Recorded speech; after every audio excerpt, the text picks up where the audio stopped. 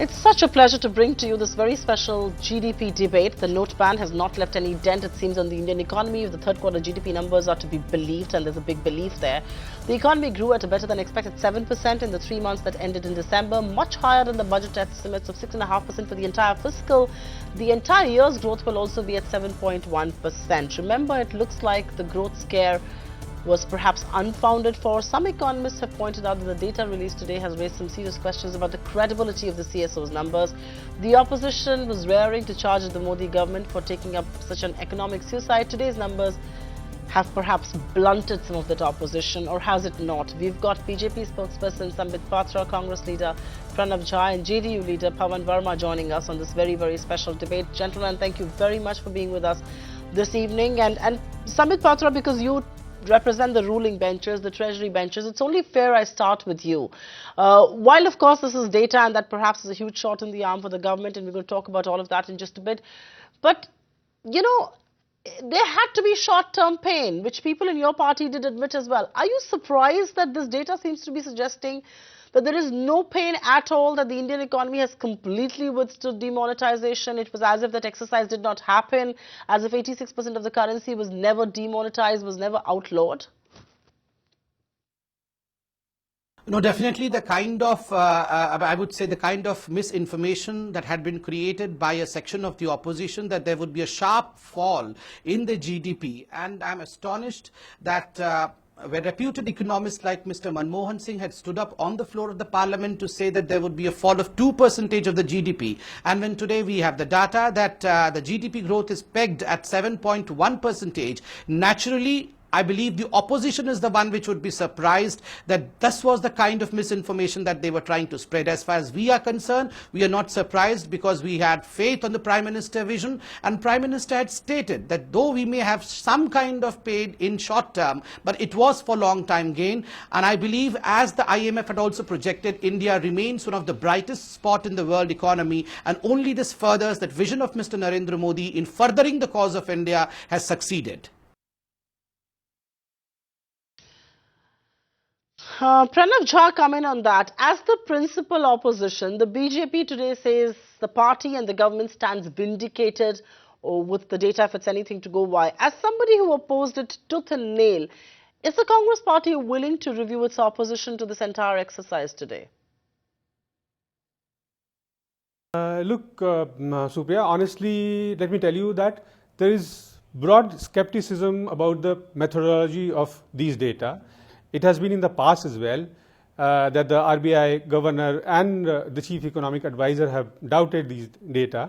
But I'm not saying anything, because it needs to be studied and then made a studied reaction. But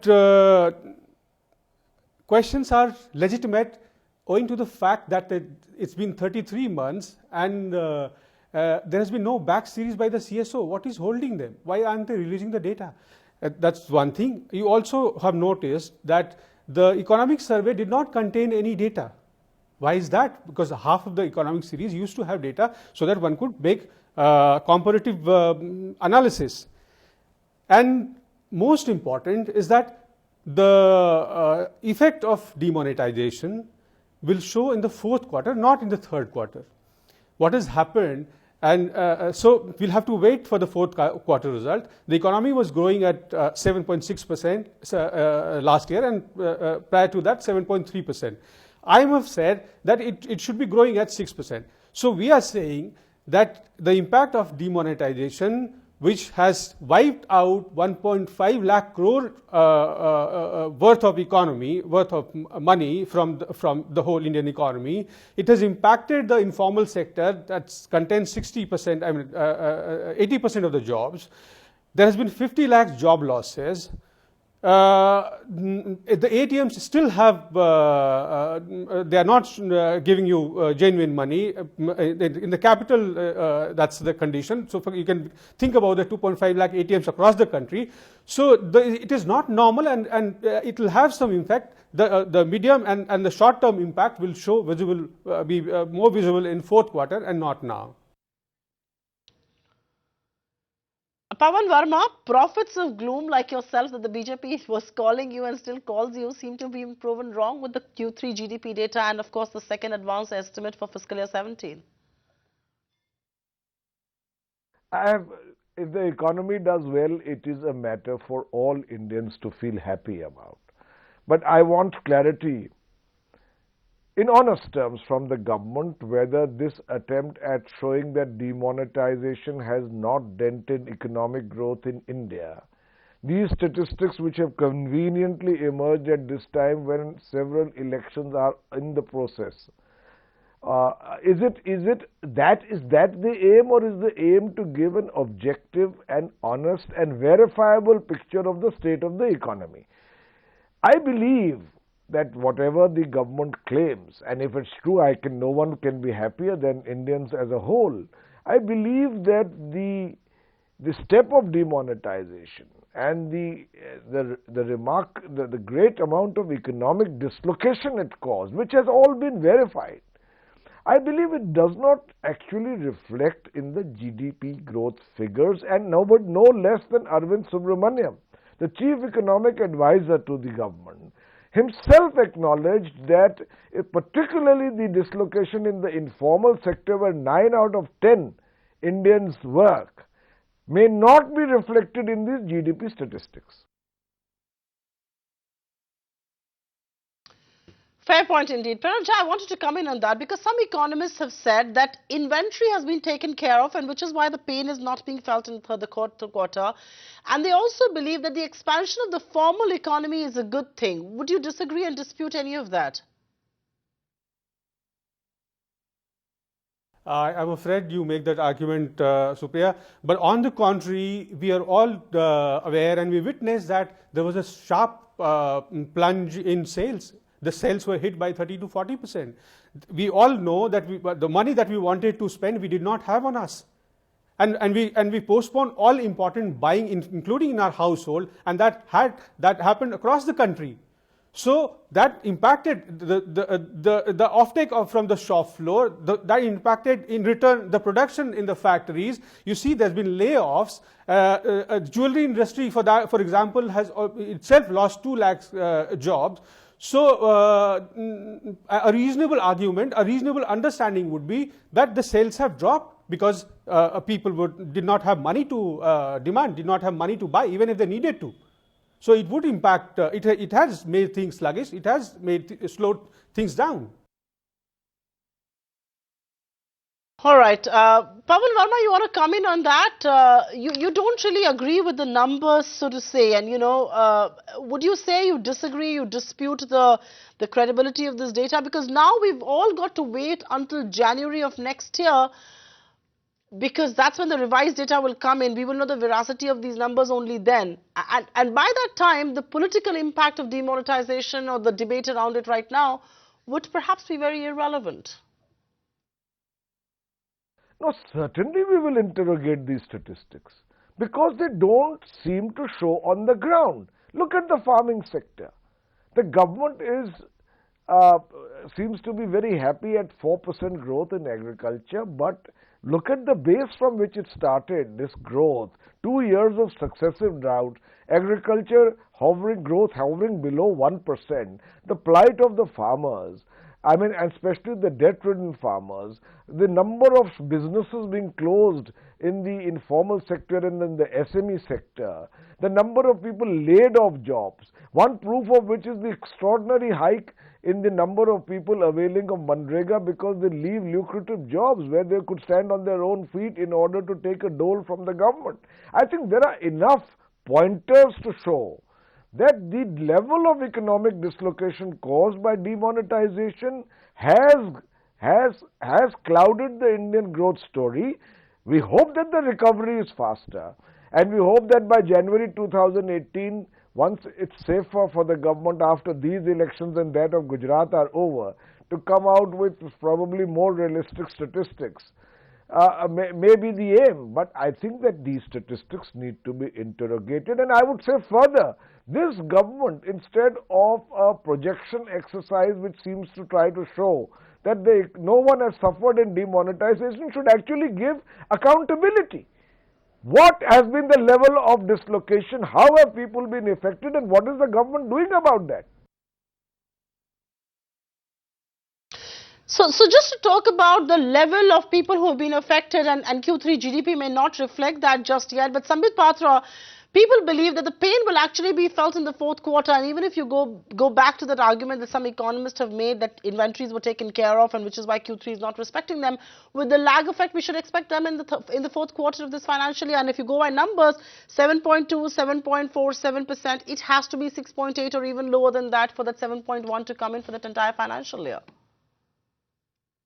As far as more pain is concerned, definitely the Prime Minister has categorically stated that there would be some initial pain, to which I would not allude the term of more pain, but as compared to what was expected by many of the economists and our opponents, we have seen the figure at 7.1%, meaning that we have recovered well, we are doing extremely well, and contrary to what our opponents thought, the GDP of Indian state in fact is going to take off from here. It's not going to slump as they were spreading the rumors about.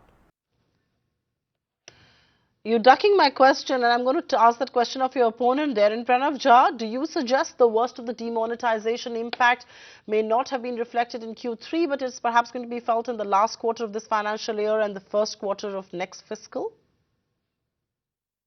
I think that will be a reasonable assessment, because that is when we would have taken time to normalize things. That is when I think things are settling. People have kind of started to spend again. The restrictions on drawing money from bank is being lifted, although it's not been lifted completely now.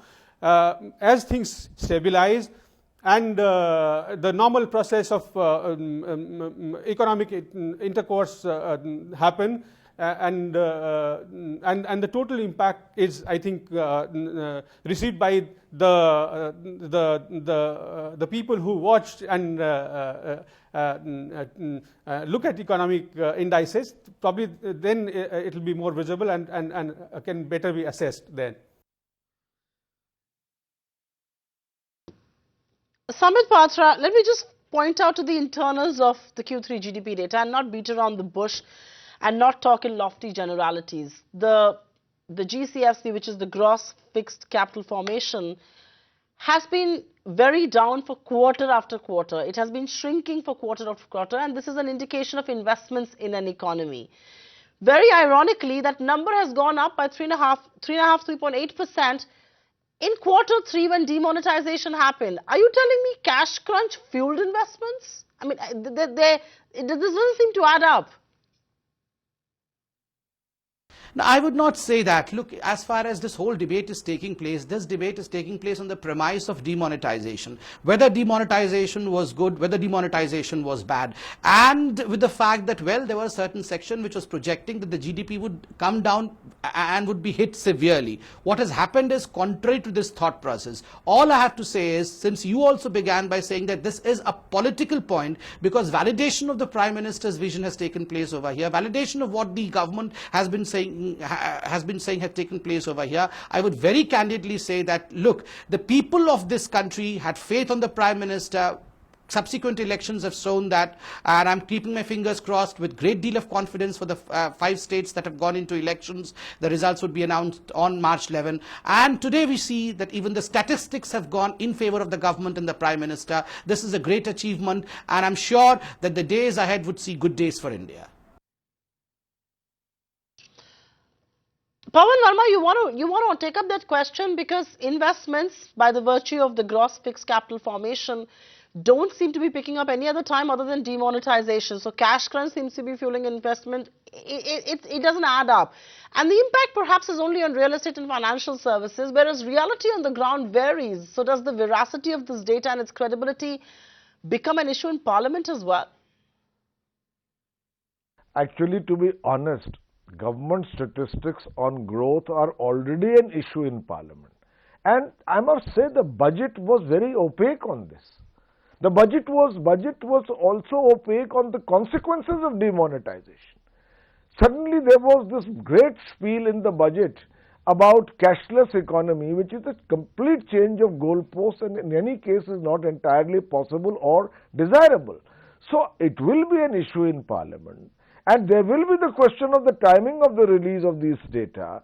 And as and when more evidence comes out, I think the government should be held accountable.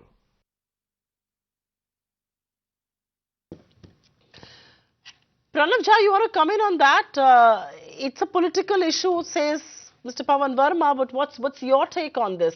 The data produced by the CSO is controversial according to you. Do you believe that data, or do you actually believe that the Congress party is going to push this into making it a political issue? I'll tell you honestly, as a representative of the Congress party, I would not like to doubt the government. I would not, on record I'm saying that I would not like to doubt the government, but for the fact, what is holding them? Why aren't they releasing the back series? That belongs to the people, that belongs to the economists, that belongs to the academia, that belongs to the world fraternity. Everybody is wanting to know what the government is doing. Unless you have something to hide, if you have something to hold, why won't you share it? So my assessment is drawn from that fact, that they should come out of it, come out with it, and show and share it with the people, and let people assess for itself that what government is saying is whatever is projecting is truth, has some basis, and those bases are there in numbers.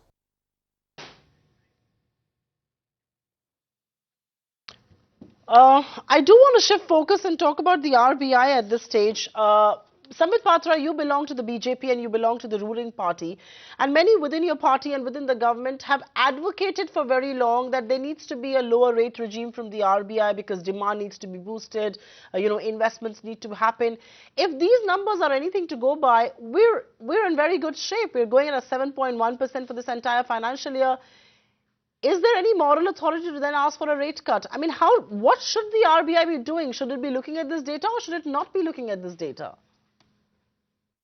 So as far as the RBI's ways of functioning is concerned, I would steer clear from commenting on the ways of functioning of RBI. But as far as the government is concerned, we have been absolutely clear with the banks loaded and flush with the funds right now because of demonetization. There has to be a decrease in the interest rates, and we have seen that there has been decrease in the interest rate also. And this is a big benefit for the people of the country. And we have seen a slew of measures announced by the Prime Minister only in the penultimate day to this January 1st. So naturally, the government has plans for the people, and because of demonetization, these plans are getting a successful move. No, I understand that you would not want to comment on the RBI policy, you would not want to comment on the RBI action, and RBI is such an autonomous, independent institution, it should be taking those calls. I was just asking that as far as the rate cut trajectory is concerned, and you've been on record and others have been on record that a lower rate regime is welcome, do we run the risk that RBI is going to turn around and say, you're going at a very good rate? Why should the institution cut rates at all? See, I told you I would not comment on what the RBI would do, but definitely as far as the common man is concerned, as far as the poor man is concerned, one of the most important visions of the Prime Minister has been, because I'll only articulate what the Prime Minister's vision is, has been house for all by 2022, and in this mode, demonetization would be a great game changer. Look, as far as the middle class is concerned, the interest rates I'm sure would come down in the days to come, which would greatly help the middle class, and for the poor there is a slew of measures which have already been announced in form of loans which would be given in less interest rates by the Prime Minister. So naturally, this one of the most important dreams of the Prime Minister I see getting realized due to demonetization and the kind of growth trajectory that we are projecting right now. Pavan Varma, I want you to, counter that argument. Yes, they're not looking at asking for a rate cut and suddenly RBI is this autonomous institution. But the RBI action, the fact that it does look at data that comes in from New Delhi. Should it look at this data at all? Because agriculture is going to go at a stunning 6%. There will be inflationary concerns. Should RBI be an inflation hawk? Should it be a growth warrior? It doesn't need to be a growth warrior right now because we're growing at such robust rates. Why should the RBI cut rates at all? No, I think the growth in agriculture must be seen in perspective. We had 2 very bad years. Even today, one out of every 2 farmers is in an almost unsustainable situation of individual debt. I think all input prices have gone up. We've had a good harvest this year because of a good monsoon. But to extrapolate this into a 6% growth and then to conclude that food inflation will go down, the fact that the farmers are not getting the right prices for their products is not necessarily a good thing for farmers. While I'm not saying there should be inflation, so there is a stagflation kind of situation in agriculture which the government should take heed of. In fact, even in the UP elections, I believe this will be reflected. The entire Jat belt of farmers cutting across religious lines, which are sought to be accentuated by the BJP during the elections, are exceptionally upset by the impact of demonetization and the impact particularly on agriculture. All right, the jury on politics is still out there, and we'll know about that on the 11th of March. But Mr. Jha, doesn't these figures make New Delhi lose its moral authority to expect a softer rate regime? You know, your government in the past has also asked for it. In fact, your finance minister, Mr. Chidambaram, had said that if the need be, should the finance ministry walk the path of growth alone and things like that. But a number like this, should the government at all have the moral authority to ask for a softer rate regime? See, the moment you invoke RBI, I think less said the better, because RBI as an institution has lost its sanctity as of today. We don't know. The RBI governor was on record to say that they got very little time. They were asked by the government that they'll go ahead with demonetization. We do not know what kind of mandate they have in their hand, how much they can really push the government or guide the government as far as monetary policy or the credit policy is concerned. In totality, if you look at it, the whole thing looks in a mess, and the finance ministry and the government needs to steer it out. It needs to restore the credibility of RBI. It needs to restore the mandate of the RBI so that it can guide the government, it can dictate government, it can reasonably tell the government to take the right steps, and then it will be in the interest of the country, it will be in the interest of the people of this country that it listens to this institution that is there to serve its role. It's interesting you say that, because both the RBI and North Bloc have usually been at warring ends of a spectrum, even under the Congress rule. But Sambit Patra, you know, if economic data is anything to go by, and Q3 GDP is of course economic data, people may question the veracity, the credibility of all of this. That's it aside. If economic numbers are to go by, your stand on demonetization perhaps stands vindicated. But as far as the political gamble with it is concerned, the jury is still out there. Will you agree with me that we will only know the political gamble on the 11th of March? I would respectfully disagree with you over here. As far as job creation is concerned, we had promised in our manifesto in 2014 also that we would create jobs. But remember, in a recent interview, Mr. Amit Shah rightly pointed out that we had not said that we'll all give you a government job. Self-reliance. We'll give you Swarojgar. And in the recent economic survey data, it has been categorically pointed out, it was read out in the budget as well, that in this 2.5 years of our functioning, we have doled out to the Mudra Yojana approximately 5.4 crore jobs. That is self-reliance. So naturally, our track record as far as creation of job is concerned is absolutely in the right track, and because of Mudra Yojana, Skill India, Stand Up India, we will create more jobs in the years to come. No, I get all of that. The question that I was asking you was on political opposition, but I'm running out on time here. And Pranav Jha, if I may bring this entire debate to you and speak with utmost honesty, because I know the Congress party tried to make it a poll issue. You did oppose it tooth and nail. Does the Q3 GDP, or does the second advance estimate of fiscal year 17 growth at 7.1% blunt the opposition to demonetization per se?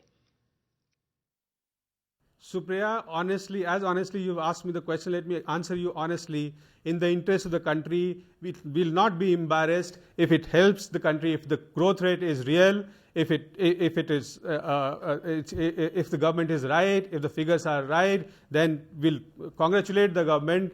for undoing the damage that demonetization has caused, and all the job losses and all the inflation that we just spoke about, and the plunging production and the industrial production, 8 core sectors. I forgot to mention that it was growing at 5.7% in January 2016, which has come down to 3.4% in 1 year. So it's unlikely. Tell me, any reasonable assessment will tell you that it's not possible to achieve this figure that the government is professing itself to have achieved. All right, we'll let Mr. Pavan Varma, the most senior on the show, have the last word then. Will you concede that this data blunts political opposition that was mounted against demonetization and the kind of attack that the Modi government was under, or do you still want to wait, watch, and let a revised set of series come in? You see, the opposition can be blunted if the data has credibility, which is in some ways visible on the ground. But the fact of the matter is that thus far it is not, and after demonetization certainly it is not. And what we had asked for this government, my party and Mr. Nitish Kumar himself, was to please provide accountability after Notbandi. What have you achieved? What remains to be done? What further steps are you taking? What are you doing for those who have been dislocated? I think those were the answers we were expecting from the government, which we haven't had. Instead, the government is coming out at convenient times and expediently with statistics which may suit it for the moment, but which may also make the government complacent or stop it from taking robust enough moves to revive the economy. All right. You can't be changing goalposts and come out with more data to support this one. But thank you very much.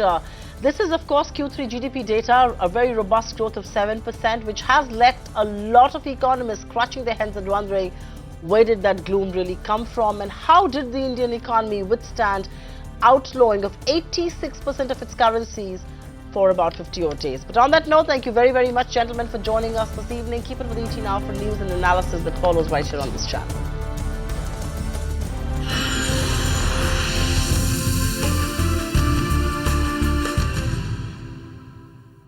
Find us on Facebook at facebook.com/ETNow, and don't forget to click the like button. You can also follow us on Twitter at ETNowLive. To stay updated with all our programming, hit the subscribe button on our YouTube channel by logging on to youtube.com/user/ETNow.